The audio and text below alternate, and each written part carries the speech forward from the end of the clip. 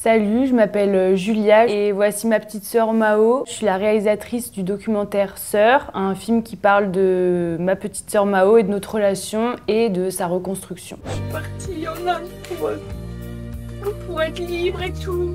Et au final, il y a des gens qui ont volé ma liberté. Elena, ça veut dire lumière, à ce qui paraît. Je filme Mao depuis qu'elle est petite. En 2020, elle a traversé un événement assez difficile et traumatique.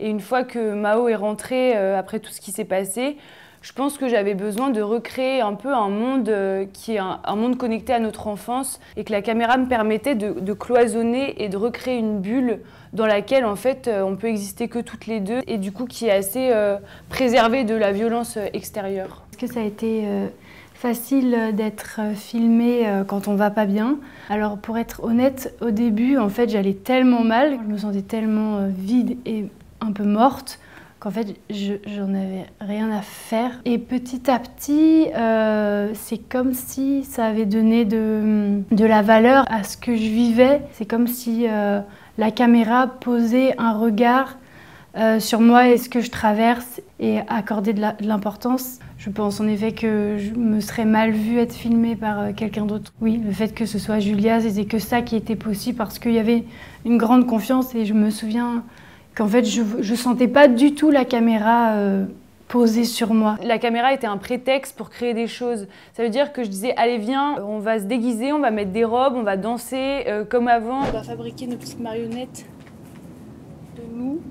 Une petite lune, un petit soleil. Comme tu disais tout à l'heure, un côté un peu jeu. La caméra, malgré elle, elle a permis un peu de créer ces moments. Et ces moments ont renforcé notre relation et ont permis à chacune d'aller bien, enfin d'aller mieux à des endroits. Cette période pendant laquelle j'ai filmé, elle s'est étendue sur 4 ans. Et il y a eu des moments où j'ai douté, parce qu'en fait, c'est super difficile de vivre des rechutes de la personne qu'on aime le plus. On s'accroche au fait que ça aille mieux et du coup, dès que ça retombe, on n'est pas prête. Et en fait, moi, dans ces moments-là, c'est sûr que la caméra, j'en avais plus rien à faire. Et moi, je pense que j'avais une pudeur et je pense un déni très fort qui faisait que moi, j'avais pas envie d'approcher ces moments-là. Du coup, dans le film, je trouve des manières de le raconter autre que frontale. Je vais beaucoup mieux, même si dans la vie, on a tous des histoires, on a des moments plus durs. Je sens que pour moi, ça y est, je suis arrivée au bout de cette guérison intense de ma vie. C'est un film qui parle de la santé mentale, donc il y a aussi un truc d'essayer vraiment de comprendre profondément l'autre. J'ai l'impression que, en fait, on se connaît beaucoup mieux qu'avant grâce au film.